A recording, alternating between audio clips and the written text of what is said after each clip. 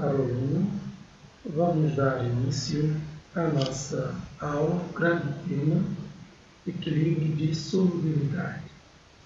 Na verdade, vamos tratar do equilíbrio químico envolvendo sais, soluções de sais pouco solúveis. Mas, o que vem a ser solubilidade de um sal?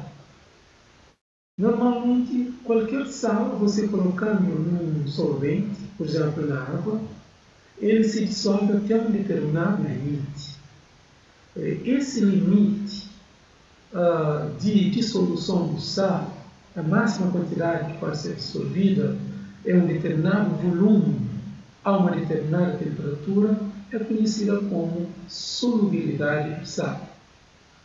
Essa unidade, essa grandeza pode ser medida tanto em termos de gramas por litro ou mol por litro, tratando de solubilidade molar. Estamos a falar da quantidade máxima de sal dissolvido por unidade de solução ou a quantidade de sal que deve ser dissolvida num determinado volume de solvente a uma determinada temperatura para se obter 1 decímetro cúbico de uma solução saturada. Portanto, o conceito de saturação de solução é importante.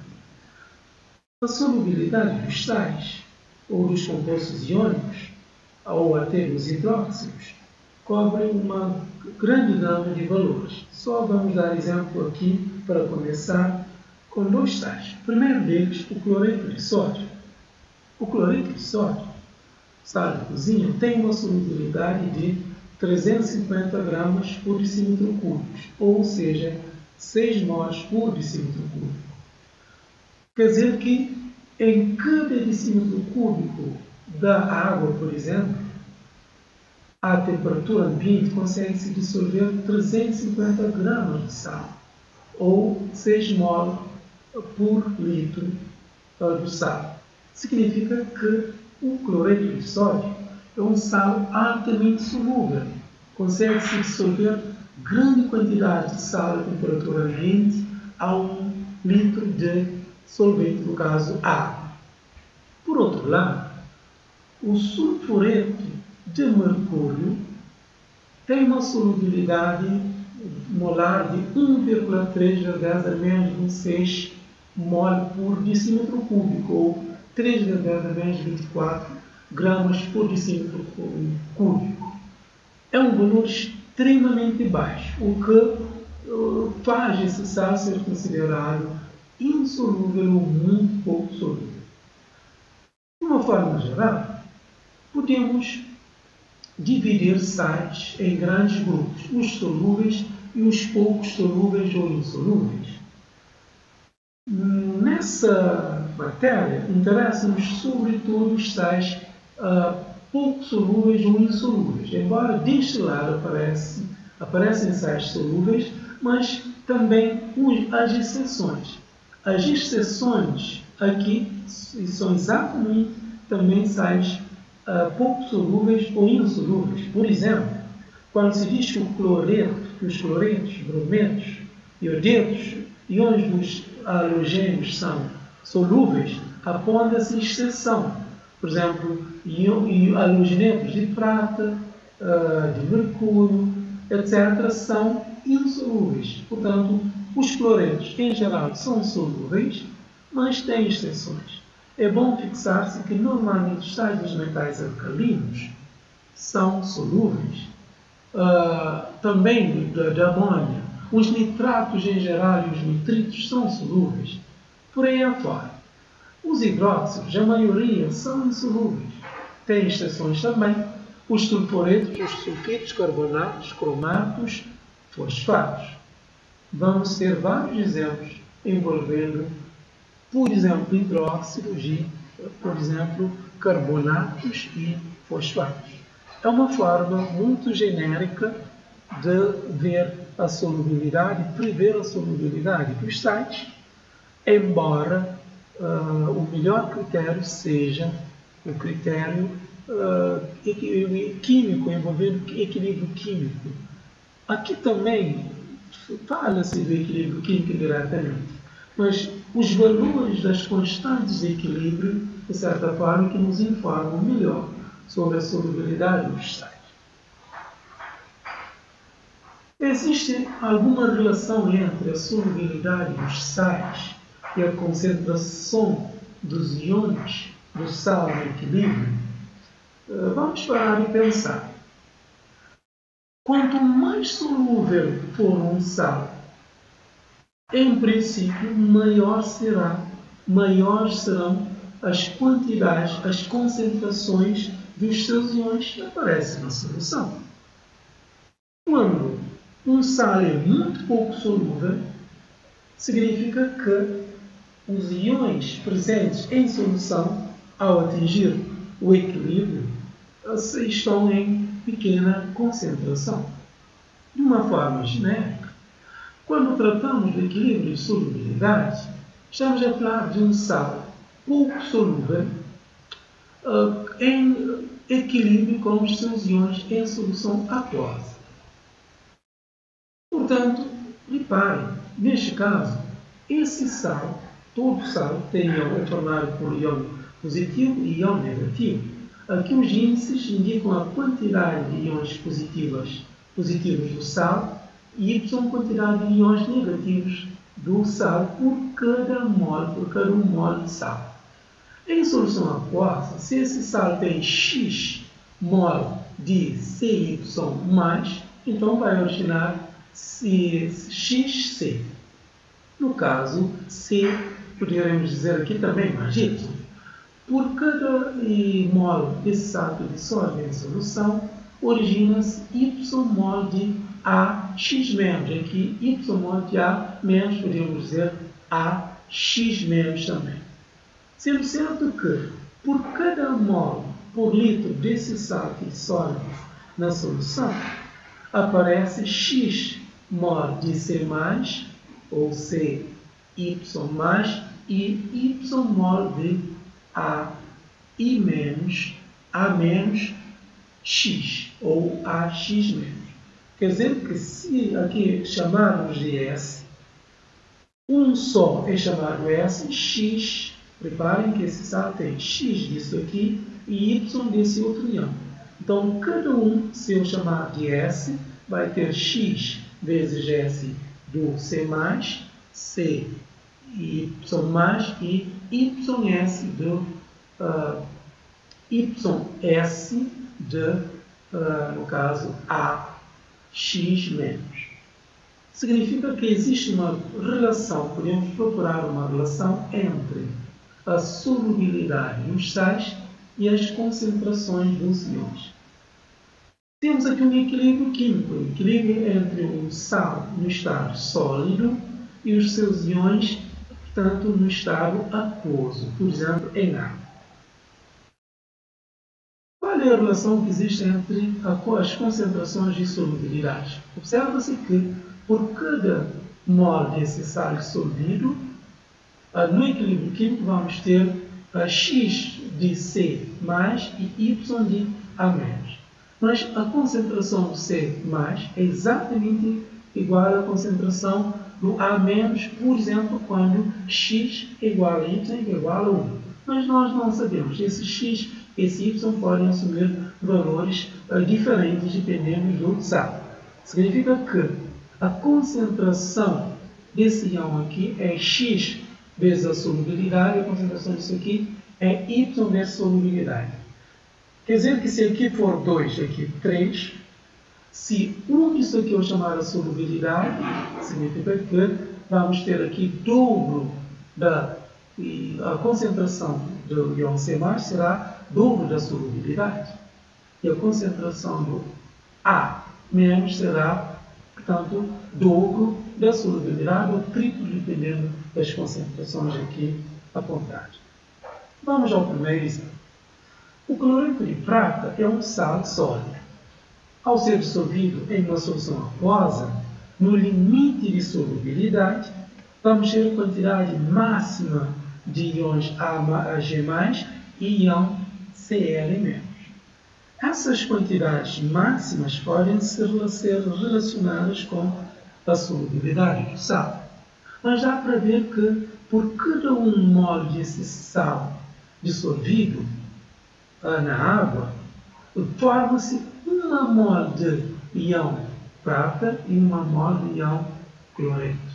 Significa que as duas concentrações aqui desses íons no equilíbrio são iguais. Por outro lado, se a quantidade máxima dissolvida aqui for chamada de S, por cada quantidade aqui dissolvida, forma-se uma quantidade aqui e uma quantidade aqui. Significa que a concentração do íon prata e íon cloreto são iguais e são exatamente iguais à solubilidade. Basta ver que uma mol de AgCl origina uma mol disso e uma mol disso. Se então chamar a quantidade dissolvida aqui de S, aqui será S e aqui também será S. Portanto, vê-se então a igualdade da concentração dos íons no equilíbrio. X igual a Y igual a 1, aqui é 1, aqui é 1, vê-se 1 aqui e 1 aqui, e as concentrações desses íons no equilíbrio correspondem exatamente à solubilidade do sal. No caso do CaF2, que análise pode ser feita? Vejam que cada mol de CaF2, cloreto de cálcio, existe uma mol de cálcio e 2 mols do fluoreto. No equilíbrio, então, aqui temos o íon C2+, Ca2+. Vejam que cálcio é um elemento do segundo grupo da tabela periódica, por isso, íon 2+. Flúor é um elemento do grupo 17 da tabela periódica, por isso, íon -1. Para que a soma das cargas dê 0, aqui é 2+, portanto, o 2 que aparece aqui vem ficar aqui. No fluoreto, o íon é -1, e esse -1, o 1 fica aqui. Vê-se que por cada mol de CaF2 dissolvido, forma-se uma só mol de Ca2+, e 2 mol de F-. Significa que se a parte máxima dissolvida for chamada de S, a solubilidade, por cada um aqui dissolvido, forma 1 aqui, quer dizer que S igual a S, e forma 2 mols de F-. Concentrações do equilíbrio do Ca2, Ca2+ é metade da concentração do equilíbrio do F-.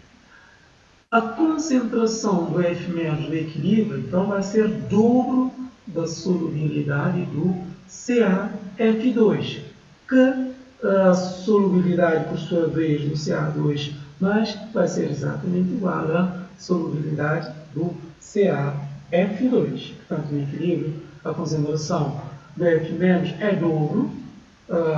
Vejam que x é igual a 1, y é igual a 2.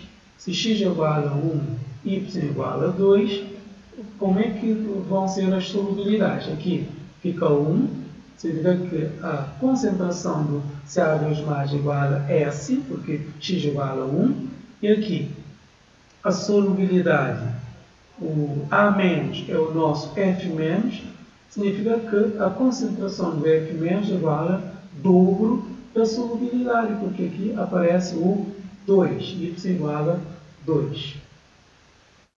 Portanto, aqui relacionamos as concentrações dos íons dos sais pouco solúveis em solução com os respectivos valores da solubilidade. Essa ideia, essa observação é importante mais na frente no cálculo da solubilidade, no produto de solubilidade. Por enquanto, vocês vão resolver os outros exercícios aplicando o mesmo raciocínio para os dois casos. 2 sais, o fosfato de cálcio e o sulfato de bário. Para cada um desses sais, e vocês vão escrever a equação de dissociação desses sais, assim como estão escritos aqui, que aparece na equação de dissociação, aqui uma outra equação de dissociação. Vocês vão escrever para cada um dos sais a equação de dissociação. Depois vocês vão relacionar a concentração dos íons no equilíbrio. Portanto, qual é a relação entre a concentração do íon cálcio e o íon fosfato no equilíbrio nesse sal? Assim como aqui mostramos as relações entre as concentrações. A mesma coisa para esse sal. Vão relacionar as concentrações do íon bário e íon sulfato no equilíbrio. E, finalmente, vão agora relacionar as concentrações de cada íon desses sais com a solubilidade. Vejam aqui a relação entre as concentrações dos íons e a solubilidade. Isso é muito importante para o cálculo, para os cálculos envolvendo equilíbrio de solubilidade de sais. Vamos falar do produto de solubilidade dos sais. Vamos chamá-lo de KPS. Às vezes também aparece KS.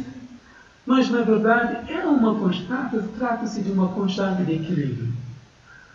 Só que, desta vez, essa constante de equilíbrio pode ser escrita tanto em função das concentrações dos íons em solução aquosa, dos íons dos sais, ou em função da solubilidade, portanto, dos sais.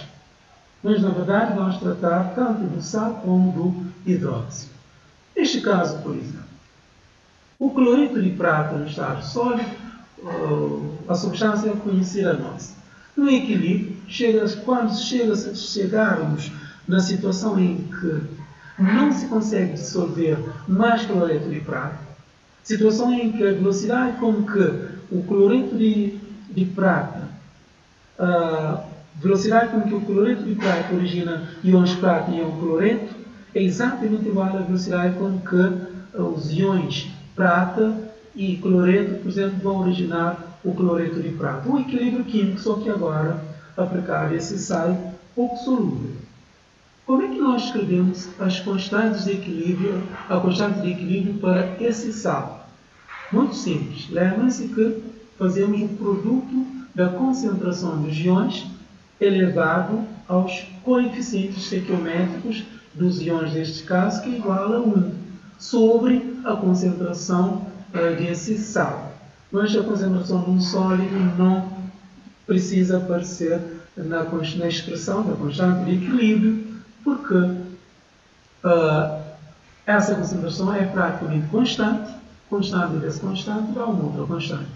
Portanto, constante de equilíbrio desse sal é a concentração desse íon vezes a concentração desse outro íon. Levantado ao 1, porque os coeficientes estequiométricos aqui é igual a 1. Ok? Nós podemos substituir essas concentrações por S, a partir da relação entre as concentrações dos íons no equilíbrio e, portanto, a solubilidade. Para este caso, nós já vimos que a concentração de cada um desses íons, portanto, são iguais à própria solubilidade. Significa que podemos substituir as concentrações do íon prata e do íon cloreto por S. Então, vamos ter esse produto igual a S vezes S, que é S ao quadrado. Significa que a expressão da constante de equilíbrio para esse sal é a concentração dos seus produtos das concentrações dos seus íons, ou simplesmente S ao quadrado quando escrevemos ela em função da solubilidade. Portanto, é bom reter a ideia de que, assim como qualquer equilíbrio químico, um alto valor no K significa alto valor dos produtos.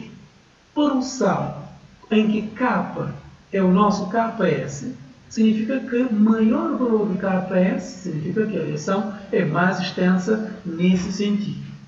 Menor valor quer dizer que não é assim tão extensa. Portanto, os valores dos produtos de solubilidade acabam por nos dizer se o sal é muito ou pouco solúvel, pois estaria relacionado com a quantidade dos íons, a concentração dos íons presentes na solução. Muito bem. Vamos agora analisar o quadro esse que relaciona a solubilidade dos sais com a constante de equilíbrio. Analisando, por exemplo, o Ag2CO3 sólido, escrevendo a expressão do equilíbrio, vejam que por cada carbonato de prata aparece 2 íons prata e 1 íon carbonato. 2 íon prata, 1 íon carbonato. Significa que por cada mol de sal dissolvido do carbonato de prata, aparecem 2 mols de íons prata e 1 mol de íon carbonato. Então, a concentração de íon prata é dobro da solubilidade, porque se a quantidade dissolvida aqui eu chamar de S, por cada uma quantidade dessa espécie, aparecem 2 quantidades desse íon. Por isso, a concentração desse íon é dobro da solubilidade do sal. E aqui, por cada mol do sal dissolvido, forma-se 1 mol de íon carbonato. Significa que aqui é S, aqui também é S. Escrevendo a expressão da constante de equilíbrio, produto da concentração de íon prata elevado a 2, vezes a concentração de íon carbonato elevado a 1. Agora, substituindo essas concentrações pela solubilidade, isso aqui é 2S, a concentração de prata é dobro da solubilidade, então aparece aqui 2S, permanece o quadrado aqui, vezes a concentração aqui que é S. 4, 2 ao quadrado, 4S ao quadrado, vezes S dá 4S ao cubo. Proceda da mesma forma para interpretar os valores das constantes de equilíbrio em função das concentrações dos íons e em função da solubilidade, e aproveite e dê uma olhada nos valores das constantes de solubilidade para ter ideia sobre a extensão do fenómeno, comparar a solubilidade dos sais. Da mesma forma, aqui também nós temos os valores de KPS, dá para comparar a solubilidade de sais, pelo menos aqueles que apresentam estequiometria parecida. Por exemplo, o carbonato de bário, o carbonato de cálcio. Pode-se comparar a solubilidade desses sais. Portanto, é aproximadamente a mesma, mas aqui é 8,7 vezes 10 a menos 9, 8,1 vezes 10 a menos 9. Significa que o carbonato de cálcio é um pouquinho mais solúvel à mesma temperatura do que o carbonato de bário. Vamos aplicar a questão do equilíbrio químico, resolver exercícios envolvendo constante de produto de solubilidade. Aqui nesse exercício, foi dada a constante de produto de solubilidade do carbonato de cálcio, 9 vezes 10 a menos 9, pede a solubilidade desse sal em água pura em miligramas por litro. Poder-se pedir a solubilidade em mol por litro, é a unidade mais habitual. Aqui, mais para questão de treino, vamos deixar isso. Vamos escrever a expressão do equilíbrio químico desse sal. Qualquer exercício aqui recomenda-se que se escreva a expressão, a equação química relativa ao fenómeno. Por cada CaCO3 vamos ter um Ca2 mais e um CO3, 2 menos. Lembrem, íon carbonato e 2 menos. Quer dizer que a concentração no equilíbrio do íon cálcio e carbonato é a mesma. E também, se no equilíbrio a quantidade dissolvida que for considerada S, ou seja, a solubilidade, a parte que realmente é possível dissolver, aqui também é S, aqui é S, porque por cada mol temos aqui 1 mol e 1 mol. A partir daí, vamos escrever a expressão da constante de equilíbrio. Portanto, produto da concentração dos íons. Agora, como as concentrações aqui são iguais à solubilidade, vamos ter S ao quadrado igual a 9 vezes 10 é menos 9. Chegamos a um valor de solubilidade 9,5 vezes 10 a menos 5, um valor muito baixo. Até aqui, pronto, o exercício estaria a concluir o caso se tivesse pedido a solubilidade em mol por litro.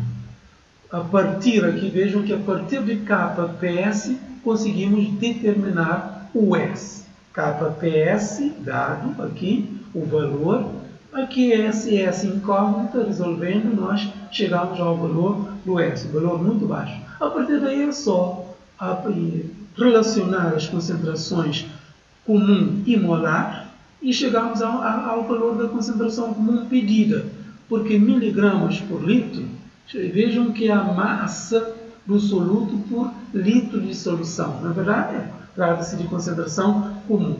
Sabemos que a concentração molar e concentração comum pode ser relacionada dessa forma, que é a concentração comum.